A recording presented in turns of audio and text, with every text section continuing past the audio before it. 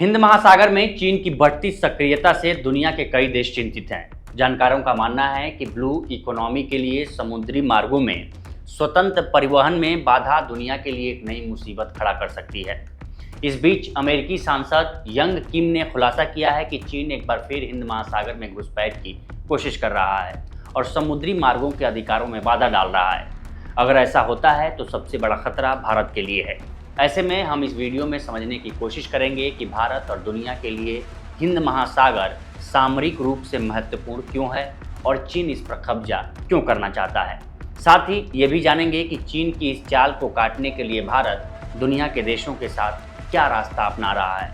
नमस्कार, मैं उपेंद्र कुमार। अमेरिकी इतिहासकार अल्फ्रेड महान ने कहा था कि whoever controls the Indian ocean rules Asia.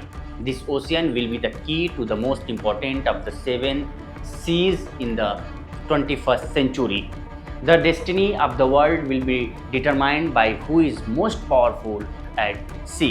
यानी 21वीं सदी की दुनिया का भाग इस बात से तय होगा कि समुद्र में सबसे शक्तिशाली कौन है, और हिंद महासागर पर जिसका नियंत्रण होगा वह पूरे एशिया पर राज करेगा, क्योंकि ये महासागर सातों समुद्रों में सबसे महत्वपूर्ण होगा। यही कारण है कि आज हिंद महासागर में अंतर्राष्ट्रीय महाशक्तियों के बीच नौसैन्य अड्डा बनाने की होड़ लगी है। हिंद महासागर की महत्ता का इस बात से अंदाजा लगाया जा सकता है कि यह दुनिया का तीसरा सबसे बड़ा जलमार्ग स्रोत है। दुनिया का 40% व्यापार यहीं से होता है और भारत पश्चिमी देशों से अपने कुल व्यापार का 95% हिंद महासागर के जरिए करता है।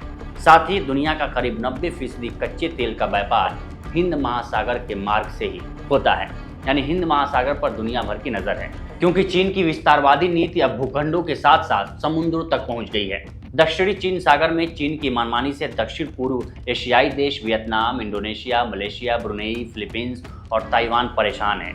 चीन यहां लगातार अपने सैन्य गतिविधियों को संचालित कर इस क्षेत्र से संबंधित देशों के समक्ष चुनौती पेश कर रहा है। चीन का यही हाल हिंद महासागर में भी है, जहां चीन की बढ़ती सैन्य उपस्थिति और प्रभाव ने भारत, ऑस्ट्रेलिया और अमेरिका जैसे देशों को चिंतित कर दिया है, क्योंकि चीन अपनी स्टीयरिंग ऑफ पल्स नीति के अनुसार भारत को घेरते हुए हिंद महासागर में स्थित देशों में अपने सैन्य अड्डे स्थापित कर भारत पर सामरिक बढ़त हासिल करना चाहता है। इसी के तहत उसने पाकिस्तान और श्रीलंका के बाद अफ्रीकी देश जिबूती में भी एक नौसैन्य चौकी स्थापित कर दिया है, जो बीजिंग के बेल्ट एंड रोड इनिशिएटिव की एक महत्वपूर्ण कड़ी है।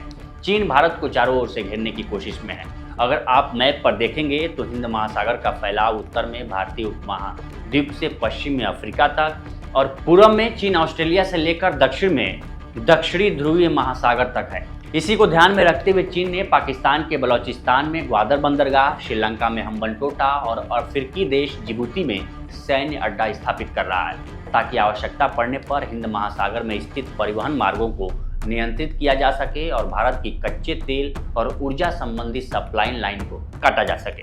चूंकि चीन को प्राकृतिक तेल की आपूर्ति मध्य पूर्व के देशों द्वारा मलक्का जल डमरू मध्य के रास्ते से होती है और अक्सर अमेरिका चीन को चेतावनी देता रहा है कि वह मलक्का जल डमरू मध्य को ब्लॉक कर देगा, जिससे चीन की ऊर्जा आपूर्ति रुक जाएगी। एक ये भी वजह है कि चीन की सक्रियता हिंद महासागर पर बढ़ी है। साल 2010 से ही चीन श्रीलंका, म्यांमार और मालदीव जैसे रणनीतिक महत्व के देशों के आसपास के एरिया में जासूसी जहाज़ों को तैनात कर रहा है। हालांकि वो कहता रहा है कि वो समुद्री रिसर्च के लिए तैनात किए गए जहाज हैं।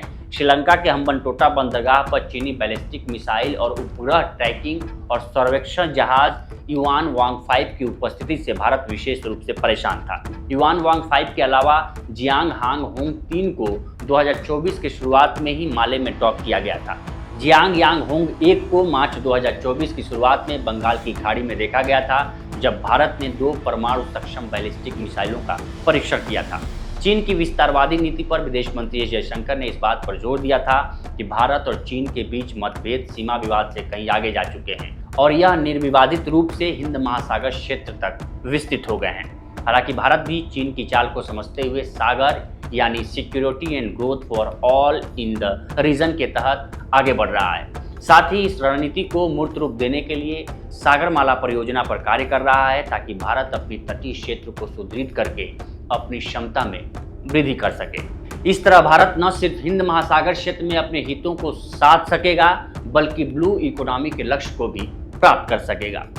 इस पर आपकी क्या राय है हमें कमेंट सेक्शन में ज़रूर बताएं। बाकी देश दुनिया की तमाम खबरों के लिए बने रहे लोकमत हिंदी के साथ। फिलहाल इस स्टोरी में इतना ही। नमस्कार।